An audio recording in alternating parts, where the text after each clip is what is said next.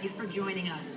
Our top story this evening, a jury of 10 men and 2 women found Timothy Bedwell guilty on a host of sex crimes and other charges tied to a large-scale sex abuse case that took place for years during the last decade. News Center 11's Gayle Garrigues was there, and she has the story. Sir, can you join us,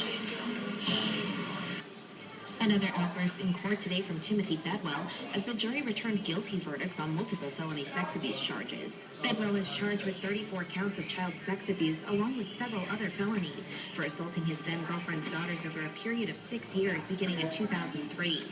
Due to a clerical error in one of the charges, the jury had to be sent back to deliberate on one count, and as lawyers left to consult with the judge, Bedwell turned and addressed his victims who had testified at length against him. That this is absolutely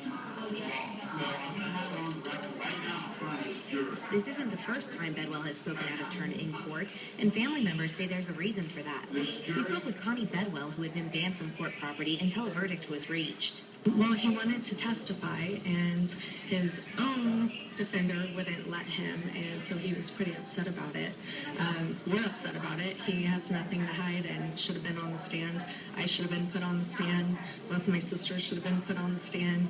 We have many other witnesses that should have been put on the stand that weren't. I'm disgusted in the verdict at the girls because these are all just lies. There's no evidence.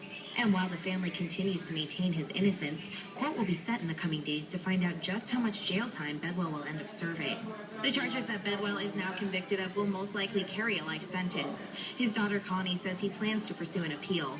Gayle Garrigues, News Center 11. The lead prosecutor in the high-profile and highly charged Timothy Bedwell sexual abuse trial is retiring after decades on the job. Now that's according to officials with the Fairbanks District Attorney's Office.